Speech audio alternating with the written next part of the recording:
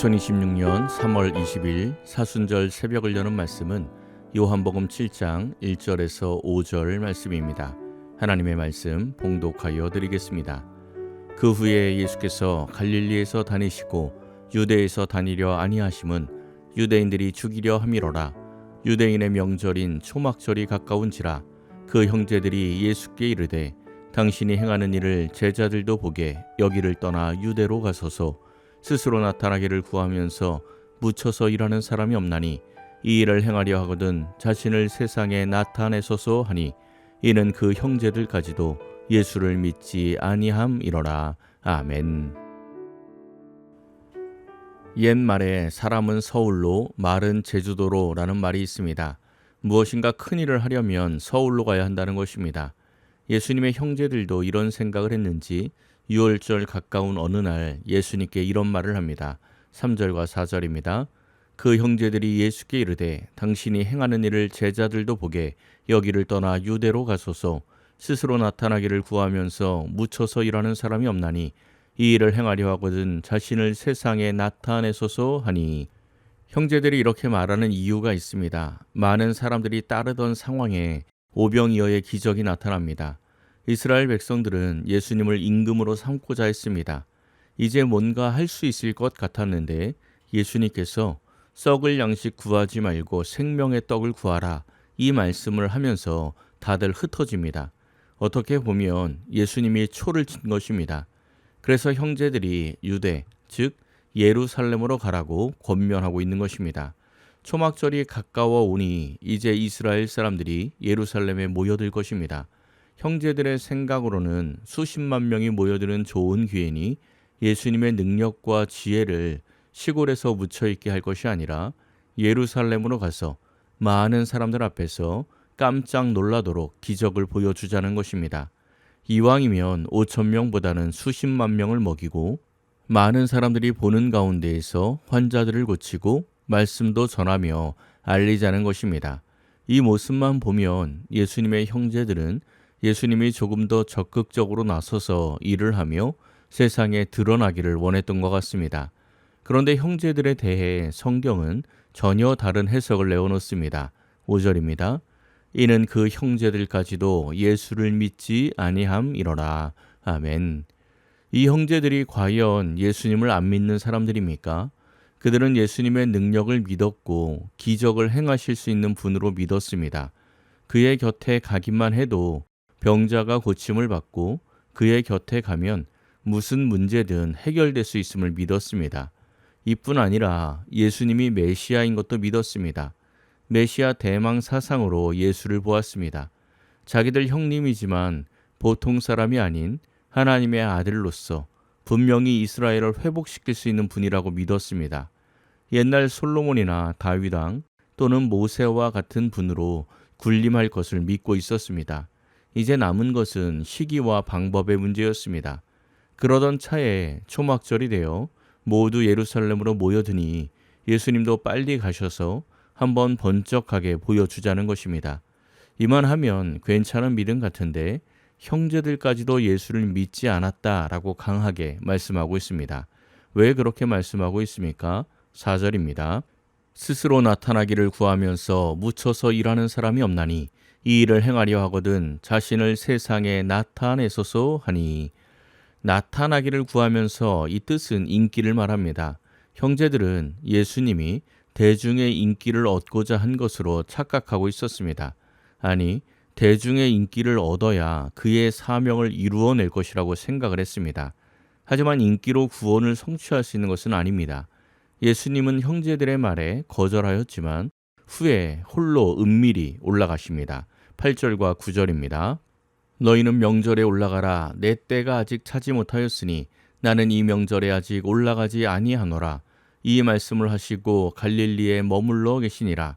그 형제들이 명절에 올라간 후에 자기도 올라가시되 나타내지 않고 은밀히 가시니라. 아멘. 내 때가 아직 차지 못했다라고 말씀하시고는 은밀히 올라가십니다. 요한복음에 자주 반복하여 나오는 예수님의 때는 십자가의 때입니다. 예수님의 형제들은 십자가 없이 믿었기에 그들이 믿지 않았다고 말씀하는 것입니다. 올바른 믿음은 십자가 중심의 신앙입니다. 하나님의 능력을 믿고 하나님의 지혜를 믿고 하나님의 권능을 믿는 것은 사탄도 합니다. 사탄에게도 그런 믿음은 있습니다. 우리가 가져야 할 올바른 믿음은 십자가를 믿고 십자가 안에 계시된 하나님의 사랑을 믿는 것입니다. 누가복음 24장에 보면 엠마오로 가는 제자들이 실망하여 돌아가는 중에 예수님을 만납니다.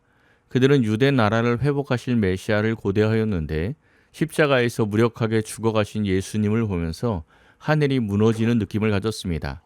예수님은 이 제자들에게 성경에서 메시아가 고난을 받고 영광에 들어갈 것임을 기록하고 있는데 왜 실망하느냐고 십자가 없는 메시아를 기대하는 그들의 신앙에 대해서 안타까워하며 말씀하셨습니다. 예수님의 형제들은 예수님의 마음을 이해하지 못했을 뿐만 아니라 가는 길에 동행하지도 못했습니다. 예수님은 십자가의 길을 가시는데 형제들과 제자들은 왕의 보좌관을 꿈꾸고 있었습니다. 하지만 진짜 믿음은 십자가의 길을 함께 하는 데 있는 것입니다. 예수님이 은밀히 예루살렘으로 올라가셨을 때 유대인들이 예수님을 찾으며 그에 대해서 수군거립니다. 11절부터 13절입니다. 명절 중에 유대인들이 예수를 찾으면서 그가 어디 있느냐 하고 예수에 대하여 무리 중에서 수군거림이 많아 어떤 사람은 좋은 사람이라 하며 어떤 사람은 아니라 무리를 미혹한다 하나 그러나 유대인들을 두려워하므로 드러나게 그에 대하여 말하는 자가 없더라. 아멘. 이들은 예수님에 대하여 좋은 사람이다, 나쁜 사람이다, 또는 미혹해 하는 사람이다, 수군거리며 토론하였습니다. 수군거리는 사람들은 행동하지 못합니다. 수군거리던 유대인들에게 예수님이 나타나셔서 성전에 올라가 가르치셨습니다. 예수님의 말씀에 그들의 반응은 놀랍다였습니다. 맞는 말씀이라는 것입니다. 분명히 맞는 말씀인데 따르는 사람이 없었습니다. 그들을 향하여 예수님께서 말씀하십니다. 17절입니다. 사람이 하나님의 뜻을 행하려 하면 이 교훈이 하나님께로부터 왔는지 내가 스스로 말함인지 알리라. 아멘. 하나님의 뜻을 행하려 하면 알리라. 이 말씀처럼 행하려고 할 때 하나님의 뜻을 알게 됩니다. 원수를 사랑하라. 이 말씀의 뜻을 알 수 있습니까? 논리적으로, 철학적으로, 변증적으로 아무리 생각을 해도 원수를 사랑한다는 말은 이해가 되지 않습니다. 그런데 한번 사랑해 보면 그 뜻을 알 수 있게 되는 것입니다. 예수님의 형제들의 모습은 분명히 예수님을 믿는 모습이었습니다. 그런데 그들이 믿지 않았다고 말씀합니다. 그리고 24절에서 예수님께서 다시 한번 말씀하십니다. 24절입니다. 외모로 판단하지 말고 공의롭게 판단하라 하시니라. 아멘. 외모로 판단하지 말라. 겉으로 드러나는 모습으로 신앙을 판단하지 말라고 말씀하시는 것입니다.